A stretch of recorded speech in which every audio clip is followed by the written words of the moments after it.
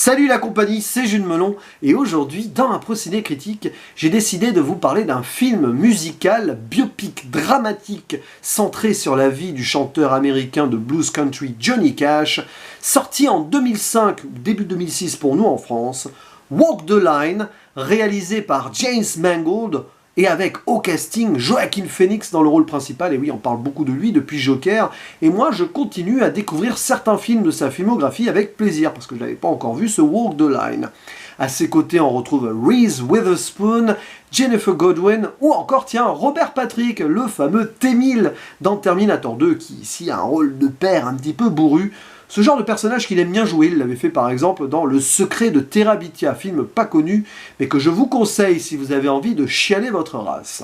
Alors, pourquoi ai-je décidé de me faire ce Walk the Line? Tout simplement parce que son réalisateur, James Mangold, sort cette semaine son nouveau film, Le Mans 66, ou Ford versus Ferrari en VO, et que j'avais envie de le voir, mais avant de me replonger un peu dans son univers, moi qui n'avais vu qu'un seul film de lui jusque-là, son fameux Logan, western super-héroïque très intéressant. Par contre, je ne connais pas plus que cela la carrière et la vie de Johnny Cash. J'aime bien certaines de ses chansons, notamment Ring of Fire, qui apparaît dans le film, et j'avais aussi envie donc d'en découvrir un peu plus. Et ici donc le métrage se concentre, on va dire, entre 1944, il a 12 ans, c'est le petit frère voilà, d'une famille assez, on va dire, rurale, agricole et très croyante du sud des États-Unis, dans l'Arkansas, jusqu'en 1968 environ, où il enregistrera un fameux live qui sera très célèbre dans une prison. Et entre-temps, donc, nous allons suivre évidemment l'évolution, d'abord l'éclosion de la carrière de Johnny Cash, le fameux Rise, mais comme beaucoup d'artistes maudits, Fall et aussi Redemption, classique donc, voilà comment il a atteint la célébrité, ces souffrances qui l'ont fait chuter autour de ses relations compliquées avec les femmes, disons, puisqu'il a une épouse, mais il va vite la tromper avec une autre artiste qui s'appelle June Carter, etc. Et puis bien sûr, ses problèmes d'excès, comme beaucoup de stars à l'époque, autour de l'alcool et surtout de la drogue. Et donc voilà, tout ceci avec les souffrances qui nous sont présentées dès le début du métrage, liées à son enfance. Alors, qu'est-ce que j'ai pensé de ce Walk the Line? J'ai vraiment bien aimé, c'est objectivement un très bon film, super bien maîtrisé, que ce soit dans la narration et la mise en scène. Je pense que c'est assez fidèle à... Voilà, j'ai vu quelques petites anecdotes, c'est grosso modo fidèle, à part quelques petits changements, mais ça reste, ma foi, fort classique pour un biopic. C'est académique aussi, on va le dire dans un certain sens, mais bon, comme c'est super bien fait, on pardonne tout.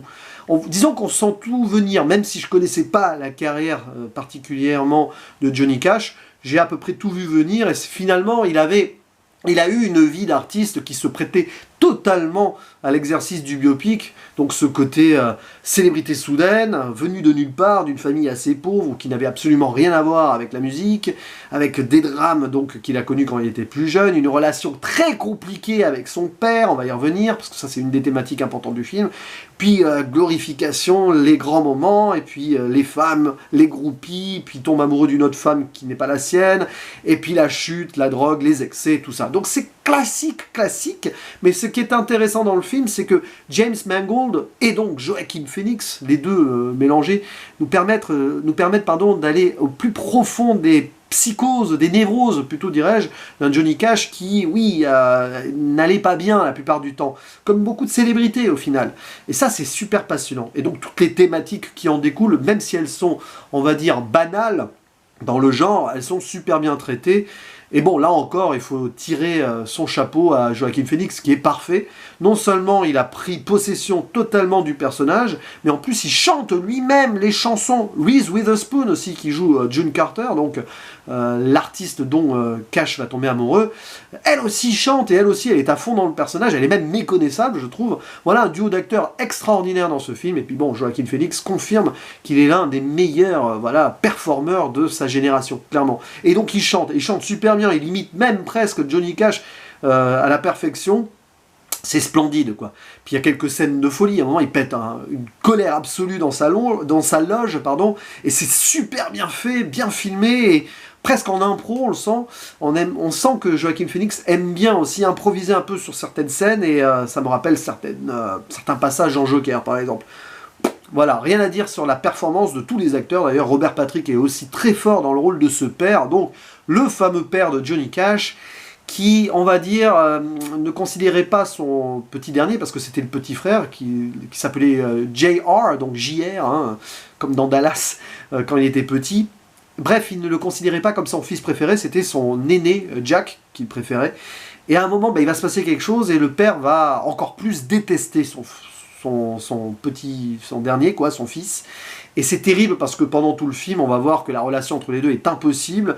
Et c'est certainement cela, en plus d'un drame familial qui a eu lieu, donc qui apparaît dès le début du film, mais je vous révèle rien parce que c'est pas dit dans le synopsis. Donc tout ceci mélangé dans l'enfance a fait que Johnny Cash a donc grandi avec ses blessures, et c'est peut-être aussi ce qui a construit l'artiste, lui qui est devenu chanteur un peu par hasard lors d'une mission avec l'armée américaine en Allemagne dans les années 50. En voyant un film, voilà, sur Folsom Prison d'ailleurs, la fameuse prison, il va chanter une chanson dessus, puis le film se terminera sur ce fameux live en prison, et d'ailleurs s'ouvre aussi sur ce fameux live en prison, et donc c'est ce genre de film qui fait écho, la fin fait écho à la première scène un peu, donc voilà. Donc oui, c'est assez dramatique, mais on suit quand même avec intérêt l'évolution de ce personnage-là, avec quand même une once d'espoir qui est toujours là, et puis classique quoi, les problèmes, il n'a pas pu se construire, à cause d'un père non pas absent, mais on va dire détestable avec lui. Et puis tout ce qui s'ensuit, il y a beaucoup de thématiques aussi autour de la religion, même si c'est pas assez poussé, mais bon, on comprend, voilà, il a grandi dans une famille très pieuse, dans le sud rural, un père un petit peu raciste aussi sur les bords, on voit une scène dans les champs où il traite un petit peu les noirs assez mal, enfin, vocalement, hein. Bref, voilà, c'est le sud profond, et puis finalement, c'est aussi ça qui va inspirer sa musique, quelque part, ses souffrances, mais aussi le contexte dans lequel il a grandi. Puis voilà, beaucoup aussi de thématiques de la liberté. On voit cette route à un moment au début du film qui va avoir un écho quelques années après quand il deviendra un jeune homme et qui quittera le foyer familial. Voilà, il y a pas mal de trucs qui sont assez stéréotypés au final, mais franchement tout est bien réussi. La photographie aussi est belle, parce qu'il y a une évolution, j'ai ressenti ça comme ça sans forcément analyser. Des moments de starification, ça a l'air plutôt lumineux et tout, puis quand ça commence à mal tourner pour Johnny Cash, ça s'assombrit aussi. Il y a quelques scènes d'extérieur avec la pluie, il y a des moments où il se sent mal, etc. Et c'est plutôt bien fait par James Mangold, qui est vraiment un bon réalisateur, un bon réalisateur d'ambiance et d'atmosphère. C'est ce qui m'avait frappé dans Logan aussi. Donc ça promet pour Ford versus Ferrari, enfin Le Mans 66. Voilà, donc je ne vais pas vous révéler plus que ça sur l'intrigue. Je vous laisse découvrir le film si vous ne l'avez pas fait. Les chansons dans le film sont donc super sympas. Il y a Ring of Fire, mais il y en a d'autres. Il y a I Walk the Line qui donne le nom au film, qui vient en fait, je crois, d'une réflexion de June Carter qui constate que Johnny Cash et ses band members, ses bandmates, enfin c'est son groupe quoi, parce qu'il joue avec un groupe, commençait à aller trop dans l'excès, l'alcool et surtout des pilules d'ecstasy. Il va même finir un petit peu en prison, mais pas longtemps, bon bref. Et bon, qu'il pouvait plus walk the line, il pouvait plus marcher droit, quoi. Il pouvait plus gérer une tournée. Il y a aussi cette thématique-là de gérer la célébrité, de gérer une tournée malgré la pression et les excès et tout. Donc voilà, ça vient de là, et d'un morceau, donc l'un des morceaux les plus célèbres de Johnny Cash. Dommage, il n'y a pas Rawhide dans le film, un de mes morceaux préférés du monsieur. Mais bon, on peut pas tout avoir, et puis ça collait pas forcément avec le contexte, je pense. Voilà, un film vraiment sympathique, pas extraordinaire, parce que finalement, voilà, très prévisible, mais très sympathique à voir en mode biopic. Bon, et les biopics, j'aime ça, finalement, sans plus que ça, mais j'aime ça. Et ici, franchement, c'était plutôt un bon moment à passer. Je vous dis à la prochaine pour d'autres vidéos. Ciao.